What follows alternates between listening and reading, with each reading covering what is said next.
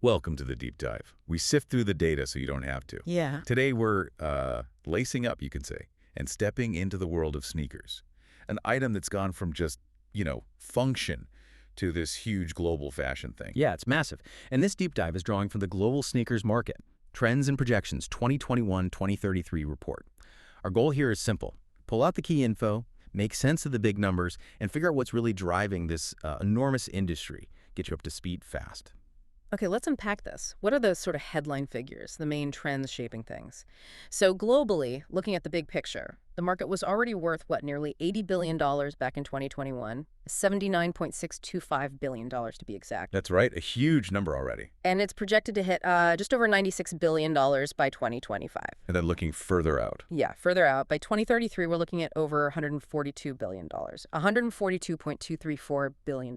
Wow, that's significant growth. It really is. The overall growth rate, the CAGR, is pegged at just under 5%, 4.953%. So steady and strong. Pretty consistent, yeah. So what does this all mean? I mean, what's actually fueling this? Why are sneakers just continuing this run? Well, it's fascinating because it's not just a blip. The report really points to a few key interconnected drivers. You've got fashion trends constantly evolving, and sneakers are always part of that now. Then there's this big global push towards health consciousness, more people getting active. Right, the wellness movement. Exactly. And tying into both is the huge rise of athleisure, people wanting comfort but still looking stylish. So these things together mean sneakers aren't just for the track anymore. They're, everyday wear, work, casual, everything. It just keeps expanding the customer base. Makes total sense. You really do see them everywhere now. Okay, let's zoom in a bit. North America, obviously a major piece of the puzzle. Yeah, absolutely. A huge market. Yeah, the revenue there in 2021 was over $23 billion. $23.489 billion. And that's set to grow to almost $40 billion by 2033. $39.826 billion. Still growing steadily then, with the CAGR around 4.5%. Yeah, 4.498%. And within that, the U.S. is, the giant, right? $18.9 billion in 2021, heading towards over $31 billion. The lion's share, definitely. Consistent growth there, about 4.2%. But here's where it gets really interesting. Like you said earlier, Canada. Its market is smaller, sure, $3.75 billion in 2021, going to $7.5 billion by 2033. But look at the growth rate, almost 6% annually, 5.959%. That's quite a bit higher than the U.S. Yeah, that Canadian piece really stands out. It's quite striking when you put it next to the U.S. number. And Mexico. Smaller again, about $0.8 billion in 2021, growing to $1.15 billion, but a slower KGR, under 3%. So if we try and connect this back, that stronger Canadian growth, what might that tell us? It could be a few things. Maybe the market there is less saturated than the U.S., still more room for people to adopt sneakers more broadly. Right, more untapped potential maybe? Could be. Or perhaps Canadian consumers are just diving into that athleisure and health trend even faster right now. It really shows how even within one region, you get these different consumer stories, different market dynamics, pockets of opportunity. Very interesting. Okay, let's hop across the Atlantic. Europe, another huge player. Definitely. Significant market share. In 2021, it was worth just over $20 billion, projected to reach $33.5 billion by 2033, growing steadily to around 4.4% annually. Similar overall growth to North America, then. Pretty close, yeah, 4.381%. But within Europe, it's quite varied. Germany leads the pack, over $4 billion in 2021, heading towards $6.6 billion. Solid, established market. Then you have France, going from roughly $3 billion to over $5 billion. Italy also showing consistent growth from $2.1 billion up to nearly $3.8 billion, with a strong CGR close to 5%. Italy's growth rate is notably strong there, 4.944%. It is. And Russia, too, expanding from just under $2 billion to over $3.6 billion, growing at over 5.4%. That's quite fast. Yeah, 5.411%. Interesting. Spain follows a similar path, $1.5 billion, up to nearly $2.8 billion. Switzerland is notable, too, hitting over $2 billion by 2033. And there are others mentioned, Sweden, Denmark, Luxembourg, all solid. Right. But then there's the rest of Europe category, which shows much slower growth, only about 2.7% CAGR. So that diversity across Europe is telling, isn't it? You've got the big, stable markets like Germany growing well, but then faster growth in places like Italy and Russia might signal maybe different stages of market maturity, or perhaps sneakers becoming a core fashion item more rapidly there. Different cultural adoption speeds, perhaps. Exactly. It shows how regional trends, economic factors, they all play a part even within a continent. It's not one single story. Okay, let's turn to Asia Pacific, APAC.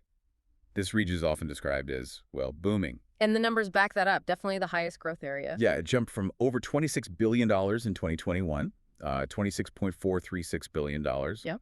Projected to hit $32.7 billion by 2025, and then soar to over $50 billion by 2033. $50.422 billion.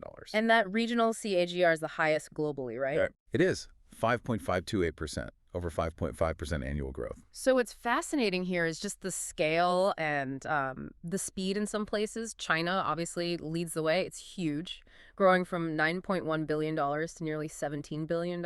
Almost doubling. Pretty much. Japan's also very significant, projected to reach over $8 billion. But the real standout, I mean, the one that just leaps off the page, is India. Ah, yes, India's growth rate. It's the highest CGR for any single country in the report, over 7%.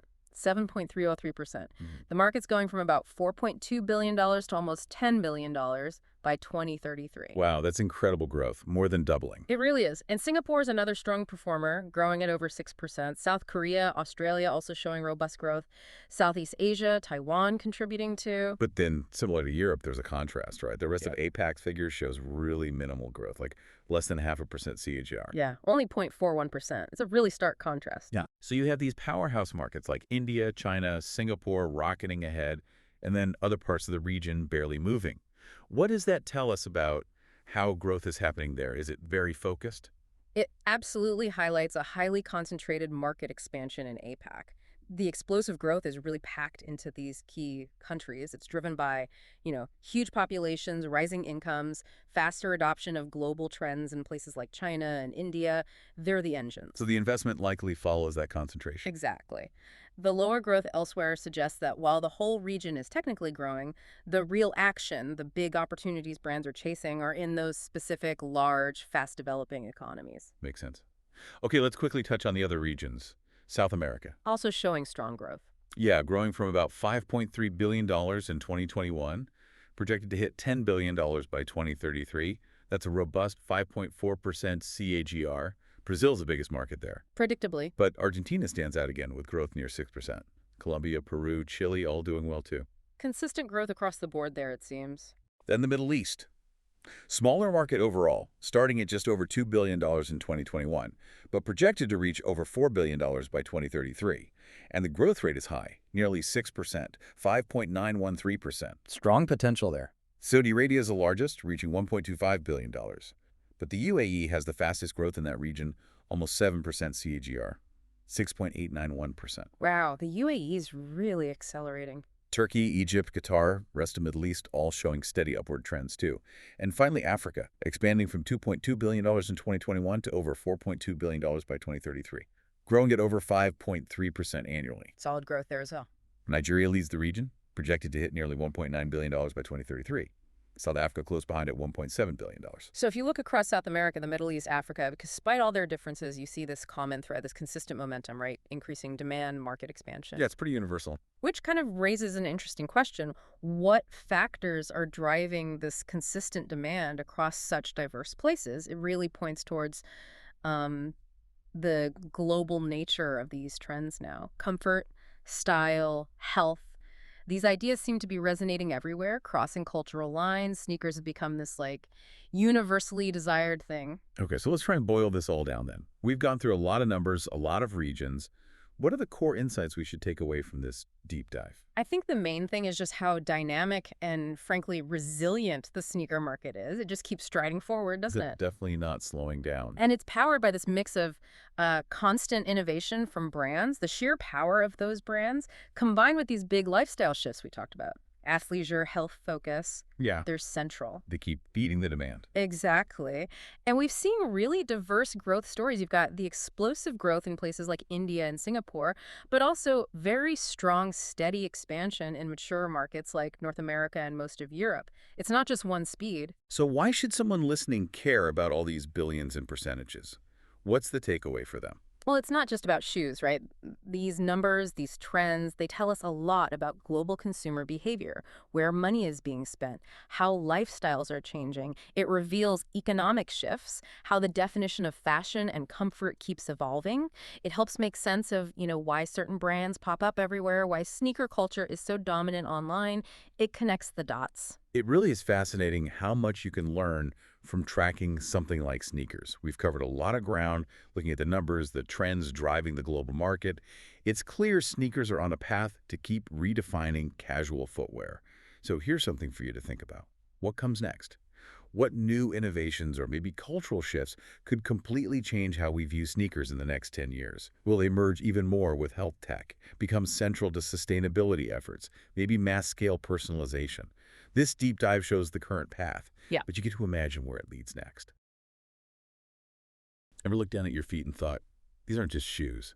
They're like a statement, maybe even an investment? Well, you'd probably be right. Today, we're doing a deep dive into the truly vibrant and always changing global sneakers market. Our mission here is to cut through all the noise, extract those really surprising nuggets of knowledge, and uncover the critical insights from our sources. This market, it's so much more than just footwear. It sits right at that fascinating intersection of high fashion, peak performance, and, well, deeply personal cultural expression. It's this whole phenomenon, really, driven by a huge demand for comfort, constant innovation, and that unique sense of individuality. So we're going to explore the dynamic forces fueling this global footwear obsession, from its explosive growth to the hurdles it faces and where it's striding next. It really is a compelling journey, because the sneaker isn't just on our feet, is it? It's woven into the fabric of our daily lives, our culture, in ways maybe many people don't even realize. Okay, so let's unpack this. When we talk about this incredible sneaker boom, my first thought is just how you see sneakers everywhere. Not just in the gym, I mean. Is that athleisure trend really the biggest engine driving sales right now? Or are there other forces maybe that might surprise us? You're absolutely spot on with athleisure. It's definitely one of the most significant forces behind the market's expansion. Huge impact. Consumers today, especially millennials and Gen Z, they genuinely prioritize style, but without wanting to sacrifice comfort. Right, comfort is key. Exactly. Think about it. Sneakers have completely shed that gym-only label. You now see them seamlessly fitting into office wear, airport outfits, even like more formal social gatherings sometimes. And this isn't just a fashion trend passing through. It feels like a fundamental lifestyle shift. Utility, fashion, comfort, they're not just coexisting, they're perfectly integrated. Yeah, integrate. And it's not just about looking effortlessly stylish, I guess. It's also about feeling good and being active too, right? Precisely. That's another major catalyst, the global surge in sports and fitness activities. As health consciousness spreads worldwide, more and more people are embracing active routines, hitting the gym, going for a morning run, whatever it is. And this widespread adoption of physical activity has, well, quite naturally, supercharged the demand for performance-oriented sneakers. Footwear specifically engineered for running or training or specific sports. What's fascinating, though, is that consumers are becoming incredibly discerning. They're not just buying any running shoe. No, they want the tech. Exactly. They're seeking out specific features, things that offer superior function, durability, maybe even injury prevention. They do their research. Okay, here's where it gets really interesting for me. It seems like every time I scroll social media, there's some new shoe drop or a big celebrity collaboration. How much of this market's pulse is truly driven by pop culture and influencers versus, say, pure performance innovation? Is it more hype or tech? Oh, the cultural impact is immense. It's really a masterclass in marketing sometimes. Pop culture and social media have truly become game changers. When you get global icons, major athletes, even big music artists collaborating with the top sneaker brands, it's not just about creating hype. It's more calculated. Yeah, it's about engineering scarcity and desirability. These limited edition drops, these co-branded collections, they generate an almost unbelievable buzz online, often selling out in minutes, Right, the sellouts are instant. And this doesn't just drive immediate sales. It creates this dynamic secondary market, almost like a sneaker stock exchange. Yeah, like stocks. Pretty much. Some shoes resell for multiples, huge multiples, of their original price. It turns footwear into this, well, volatile asset class, fueled by aspirational investment and that powerful FOMO, fear of missing out. FOMO is real in sneakers. It absolutely is. It's about aspiration, about connection, just as much as it is about the shoe itself. Okay, so we've talked about what's propelling this market forward at incredible speed, but every industry has its growing pains, its challenges. What are some of the most significant hurdles the global sneakers market is currently navigating? Well, one significant hurdle is definitely the high cost of premium sneakers, no doubt about it. Those designer collaborations we mentioned, the cutting-edge tech, exclusive materials, they often lead to pretty hefty price tags, hundreds, sometimes thousands of dollars. Yeah, some prices are eye-watering. They are. And while these undeniably appeal strongly to high-income buyers and, dedicated collectors who might see them as investments, they can unfortunately alienate a large segment of cost-sensitive customers, particularly, I'd say, in developing markets where price really is a pivotal factor in buying decisions. Right, that makes sense. And speaking of price, there's kind of a dark side, isn't there? Something consumers might not even be aware of when they see a seemingly unbelievable deal online. That brings us straight to the proliferation of fakes, outright counterfeit products, and also what's called the gray market. Okay, explain the difference there. Fakes versus gray market. Sure. So counterfeits are entirely fake, unauthorized reproductions, often poor quality. The gray market, though, involves genuine products, but they're sold outside the official authorized distribution channels. Ah, okay, so they're real but not sold through the proper stores. Exactly, often without warranties or proper after-sales support. Both really harm brands, but in slightly different ways. Counterfeits obviously damage brand reputation, tarnish the image, and can even pose safety risks because of poor quality control. Right, could be dangerous. And gray market goods, while they are authentic, can undercut the authorized retailers and sort of dilute the brand's exclusivity and control over its image. For consumers, the risks range from just getting poor quality or having no warranty to actual safety concerns with fakes or just not getting the experience they expected, even with gray market items. So challenges for the buyer's wallet, the brand's reputation. What about the bigger picture? The footprint this massive industry leaves on the planet. I mean, my old running shoes usually just end up in a landfill somewhere. Are brands really moving the needle on sustainability, or is it, more marketing than substance right now? That's a really vital point, and it's definitely under increasing scrutiny. The industry's environmental footprint. Traditional sneaker manufacturing, let's face it, often relies heavily on synthetic materials derived from fossil fuels, generates significant production waste, and contributes to high carbon emissions. Yeah, not great. Not great. And eco-conscious consumers, especially younger generations, are actively challenging these practices. They're demanding more transparency, more accountability. So brands that fail to genuinely embrace sustainable innovations, and I mean genuinely, not just as a marketing ploy, but as a core business strategy, they may indeed lose relevance in the coming years. We are seeing a shift, though. It's not just lip service anymore for many. Okay, so on the bright side then, how are these challenges actually pushing the industry to innovate? What key trends are shaping the future of sneakers? Where are the exciting opportunities? Well, far from being just negative, these challenges are actually driving incredible innovation across the board. One of the most impactful trends we're seeing is the widespread adoption of sustainable and recycled sneaker materials. It's really taking off. Like what kind of materials? Oh, all sorts. Brands are now actively rolling out collections made from surprisingly diverse sources. Things like recycled ocean plastic, organic cotton, innovative stuff like mushroom-derived leather, even biodegradable soles. Mushroom leather. Yeah. And this green movement, it isn't just a knee-jerk response to regulatory pressure or bad PR. It feels like a strategic shift now to align with the values of those younger, environmentally conscious consumers. They really care about where their products come from, how they're made. It's becoming a real competitive differentiator for brands. Yeah. And for those of us who maybe want something truly unique, it feels like there are more options than ever to make a sneaker feel like our own. We all want to stand out a bit. Absolutely. That's where customization and limited editions are just completely redefining sneaker retail. In today's hyper-personalized world, consumers genuinely want products that reflect their own identity, not just another mass-produced item off the shelf. Makes sense. So digital platforms now allow users to virtually co-create their own sneakers. You can choose specific colors, different materials, even add your own initials or little design tweaks. That's cool. It is, and those limited edition launches we talked about, they perfectly fuel that scarcity and exclusivity, creating that buzz and feeding the passion of sneaker collectors and streetwear enthusiasts. It's all about owning something that feels truly unique, truly personal. So this shift towards digital platforms, towards these personalized experiences, what does this all mean for how we actually buy sneakers, especially online? Are we past the days of ordering 3 sizes and just returning 2? That's precisely the goal. And we're seeing a profound digital transformation happening in the retail space to address that. Digital commerce and virtual try-ons are seriously revolutionizing how people buy sneakers online. Virtual try-ons, how does that work? We're talking about things like AR-enabled experiences, augmented reality, where you can point your phone at your feet and see the shoes on them virtually. Also, detailed 3D product views online that let you examine every single stitch, rotate the shoe, zoom in, Okay, yeah, I've seen those. and even AI-powered sizing tools.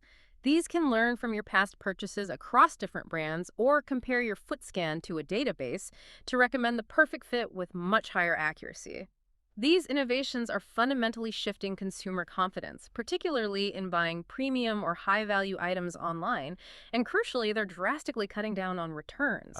Fewer returns must be huge. It's massive, both logistically and environmentally. It's a huge win for the brands, for efficiency, and honestly for the planet, too. Wow, what an incredible journey through the sneaker market we've taken.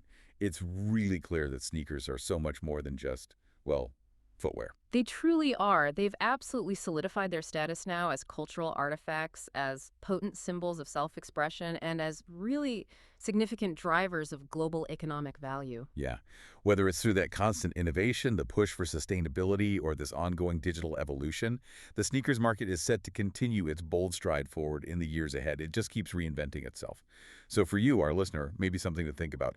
What role will sneakers play in your own expression, or even just your daily life, as all these trends continue to evolve?